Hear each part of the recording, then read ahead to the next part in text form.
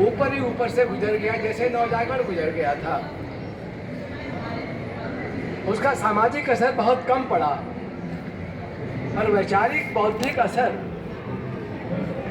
उसका इसलिए महत्वपूर्ण है, जैसे रामविलास जी ने कहा है कि छायावाद एक सामंतवाद साम्राज्यवाद विरोधी साहित्यिक आंदोलन था।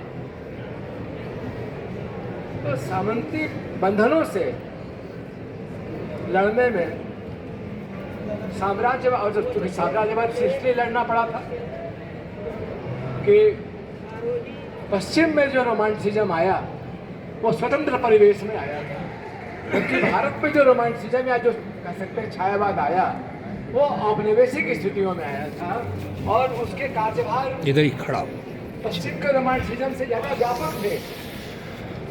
तो हिंदी में ये छायावाद में सबसे जो महत्वपूर्ण चीज़ की, मैं एक ही बात कहते कि मैं यहाँ पर भुवनेश्वर जी जो हिंदी के अत्यंत महत्वपूर्ण आलोचक हैं, चिंतक हैं, हमारे वैभव जी जो युवा प्रतिभाओं में अप्रतिम है, उनसे हम चर्चा सुनेंगे। एक ही बात मैं कहना चाहता हूँ, वो ये कि हमारा आज का जो समय है वो अभेद में भेद डालने वाला समय है और छायावाद भेद में अभेद का उद्घोष है। तो इसलिए भी छायावाद आज बहुत रेलिवेंट है, जैसे कि नवजागरण रेलिवेंट है, जैसे कि भक्ति आंदोलन रेलिवेंट है। और अंततः एक बात यह महत्वपूर्ण है कि जैसे भारतीय ज्ञान परंपरा है,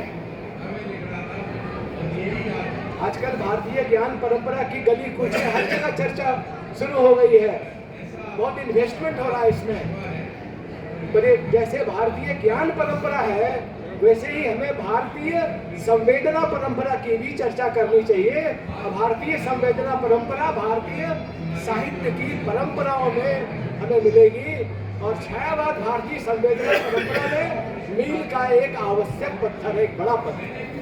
इसलिए मैंने इस पर तो मैं हमारे जो मित्र हैं